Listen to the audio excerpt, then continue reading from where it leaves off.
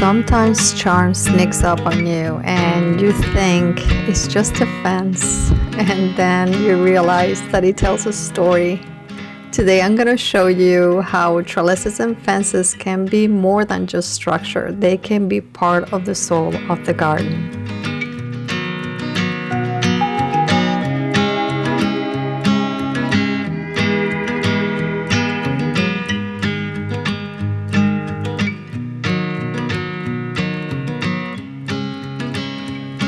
From bikes to headboards, whatever makes something unique that tells who you are, and you can use it. Use it as something that tells your story.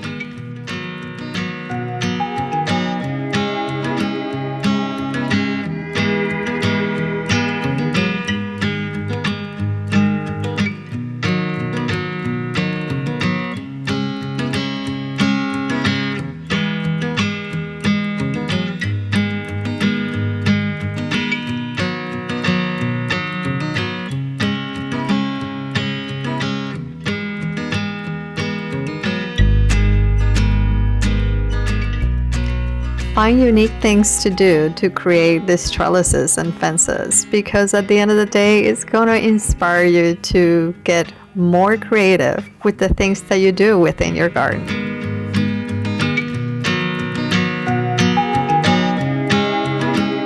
Hi, how are you doing? That beautiful place that I just showed you was Wild Hearts Farm, and it's here in Washington State. That place was absolutely beautiful, and the sense of community that you had in it was incredible. If you can, it is just such an inspiration to share your space with others or go into these places that offer these opportunities, because you really learn so much and get to know other people. But in the meantime, I love trellises. They bring so much to a space, from using them in your garden beds or just decorative for adding a little something to your garden. But even if you have a tiny garden, you can have so many different types of trellises. I love trellises, and I can have enough of them in my super tiny space. I'll show you every single one of them, so you can find from free ideas to super affordable ideas to some that you can buy to enhance the spaces you have. So let me show you every single type of trellis I have in my tiny garden. This Gothic trellis has been the best find that I have ever done in my garden, and it's just so easy to install. I have a whole video that shows how to install it, but I loved it. I will link it below so you can take a look at it. They do have one in Amazon. This one I bought at Wayfair. Just know the Amazon one, the bottom is a lot narrower, so it's not as stable. I really like this because even when it doesn't have flowers, it just creates this column that gives you privacy and looks beautiful. Just had so much height to the space. And then when it starts flowering, it just spills flowers almost like a waterfall in the garden. I absolutely love this, and I would have so many in my garden if I have more spots to put it in. I came up with a couple ideas to create some free trellises, and my friend gifted me with a bunch of wood from her garden because they were cleaning up, and it worked so well. I did an entry trellis, and I wanted to grow a grapevine, so I created this super easy entry trellis with everything that she gifted me. And some of the other ones is when we went to the beach here, we went camping, and I found some larger logs for the longer pieces. I placed them so that they're far away from the, totally vertical, so it looked more natural. And then now the grapevine is growing so nicely on it, and it looks absolutely beautiful. I can't wait until the grapevine just takes over and creates a little canopy on the entrance. There are so many things that you can do with natural materials that you find or that people discard that I think is worth examining. What can you do with them in your garden? Because you can get pretty creative and create this real nice focal point in the space. This is another example where all the wood pieces she have given me, I decided to get this table. I think it cost me like $20 a table, and then I created this canopy on it. And last year I put this hooks on the main branch on the top, and I would hang my herbs there as I was making the bundles, and then I would bring them inside to place them in the shade. But it created something that was a work table for me, and it was so relaxing and nice to work on that. I use this table all the time, and I think having that canopy makes it even more special. I did want to add a little something extra this year. So on this video that I just put out, I showed you how I added a vine to this. And the idea is so the vine will cover this entire wood structure and be just a flower shower everywhere on the table. But I also love that the wood itself allows me to place tools on it, which is pretty handy when I'm working in that area. This is the vine that I'm going to be growing on it. It's already starting to wrap, and I can't wait to fill the entire structure. It is really a beautiful way to create something that's super cozy in a tiny garden. This one is in my kitchen garden, and it really enhances everything in that space. Another super affordable one that I've been able to do is this little U-shaped bamboo things that I bought at Home Depot. And I bought these, I think a year or two ago. They last a really long time. And I just overlapped them, and they created a tower above my plant. I have a hydrangea below, and I wanted to add some height. So I just placed it right inside. This is the bamboo. And it looks really nice. And all I used was these bamboo things with a little twine just on the top one that's really tall to keep it in place. And that's it. It adds a little drama to your pots.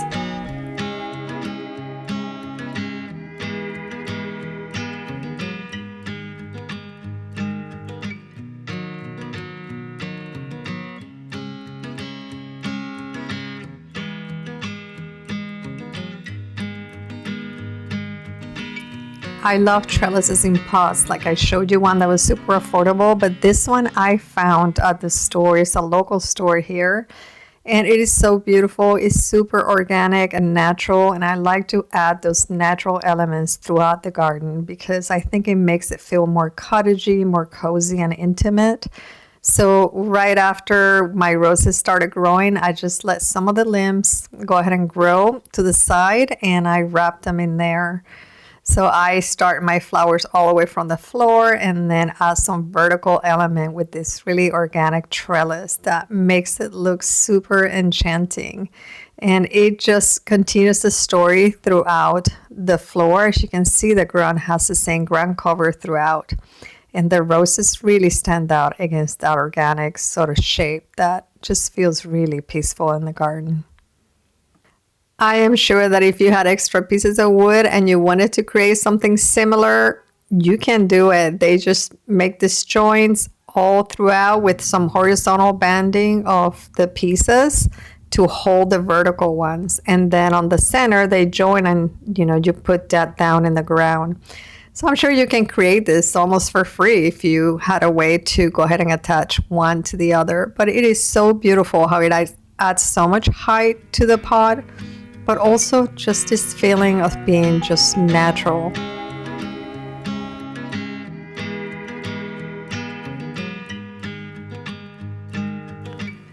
Metal arches are my favorite thing in the garden because they add so much drama. I mean, you can create this sort of tunnel in your space no matter how narrow the space is. And this is in the 4-foot wide space I am growing food in, and that's a squash. But all it is just a stick that I put in the ground to hold this cattle fencing. And this one is really thin, the gauge of the cattle fencing. You can get thicker one. I just was going to try for 1 year, and I ended up leaving it because I absolutely love the way it looks. I think it's been there for like maybe 3 years, maybe 4 years, a long time. It's lasted really long. If I had to do it all over again, I would use a thicker one. I think it would just keep up a little better without changing the wrinkly shape the way it is right now. But you also can get arches that are already formed. They're a little more money. I have my roses in one of them, and they come on different width. So they're nice because they're really high, probably like 9 feet tall, which I love because if I want to hang something in it or if the rose is growing on it, they grow down and they grow up. So there's plenty of space for you to walk through. But these iron arches are so pretty and they're super sturdy. I like that they come on different depth. This one I think was maybe 15 inches deep. There's some that come only a foot deep that I have on my secret garden. I also have one that's probably 3 foot deep, but they all are super sturdy no matter how thin they are. They worked really well and create the most incredible way for you to introduce a space and go from one space to the other. I really love them. And you just, if you put a rose, know that you're going to have to climb up on a ladder to go ahead and start deadheading your roses or whatever you grow on it. You just make sure that you can keep up with cleaning whatever you're putting there.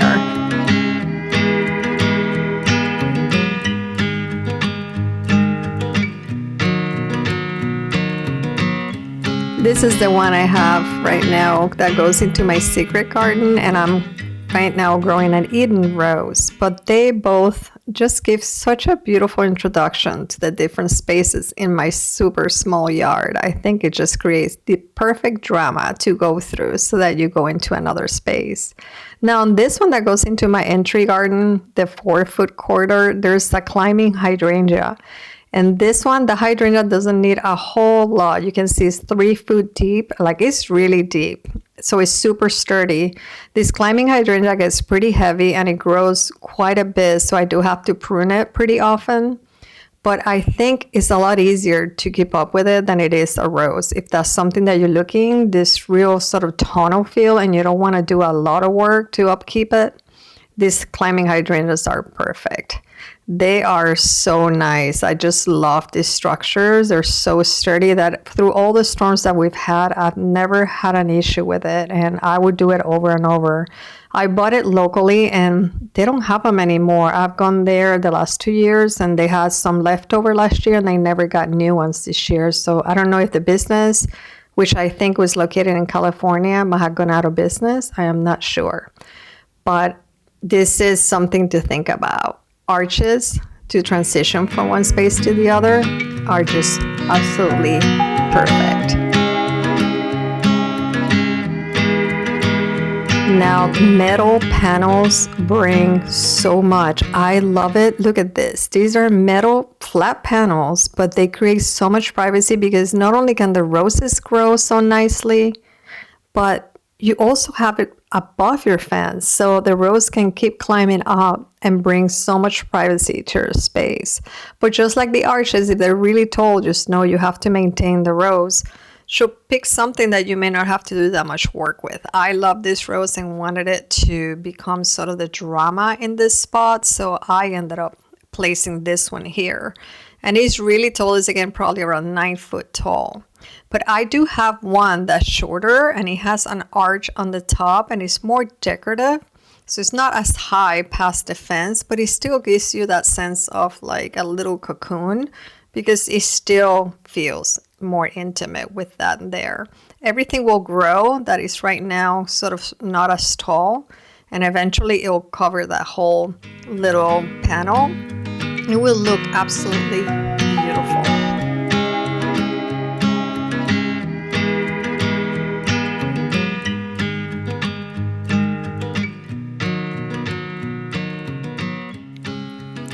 Wood panels, I really like them because they're so functional, but they create also a focal point in the space.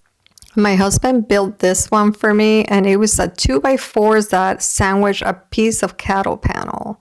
So it was very easy to go ahead and build, and it goes right behind this planter he made. In the summer, I grow cucumbers on one side, and then I grow the beans on the other side. And then in the spring, I pretty much grow snap peas on it, and they just grow, and I leave the limbs. You can see they're all over. I don't remove them because I like the character that it brings, so I just don't take them off. If they stay, they stay. But they look really nice, and it has also lasted for so long. One of the other things that I like apart from this creating a focal point that you see from inside the house is also that behind I grow flowers. I have some planters that I grow different. Last year I grew peppers. This year I'm growing some purple cabbage. But I have another garden behind it, and it just gives a little extra layer for this feeling of private, cozy space where you have the neighbors on top of you. It's really nice to have something like this to create that extra layer. If you have enjoyed this video so far and found something that is useful for you in the garden, please go ahead and give it a thumbs up and subscribe and hit the notification bell so that YouTube lets you know when new videos come up. Metal towers are excellent if you want to go ahead and add something extra to your garden beds. I added this sort of more charming white trellises to my Vego garden beds. They're round, so I wanted to create something that looked like it was part of the garden bed itself. But I wanted an extra layer that felt more sort of enchanting than just a more contemporary look of the garden bed. And these two really help with that. And each of them, I grew a tomato inside.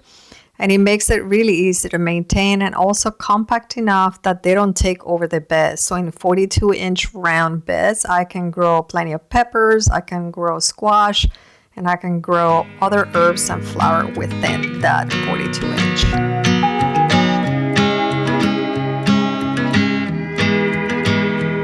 In some other garden bed that I have from Vego Bed, I have a more plain looking one. And the reason I use these on that long bed is because it helps me just outline exactly where I'm going to grow my eggplant. That spot is just for my eggplant, and then I can grow things all around it. But this sort of anchors this long bed on either side without it taking over and competing, so it doesn't look so busy. It doesn't all have to be one style. I like the more simple one. That is against the more decorative one. So they're both in the tiny area that I have my kitchen garden, but they work together because one has simple lines that is really more about the plants, and the other one is more about that trellis than it is about the plants. They enhance each other really nicely, and it makes it easy for you to sort of define a garden bed that may be so long that it's just very flat looking.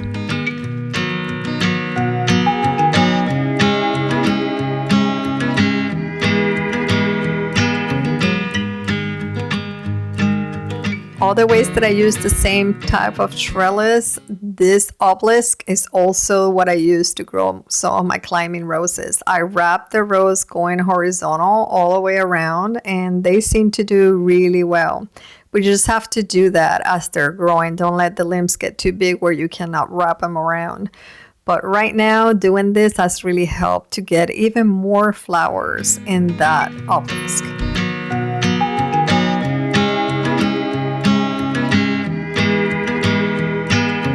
I even have one that's more square in shape, and this is where I'm growing one of my clematis, my sea-boldy clematis, and this year it has taken off. I just planted it last year and it's doing so well. This square shape is even better if you're gonna grow roses on it because it's wider than the cone looking one.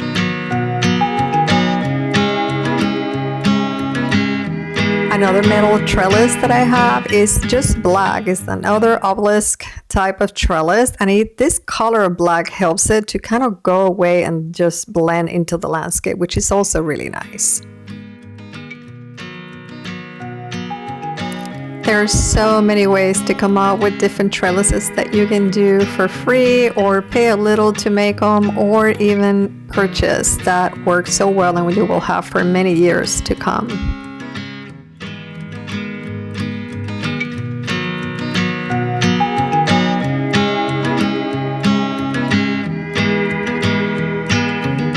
Remember that the beautiful garden you create is always to feed your mind, body, and soul.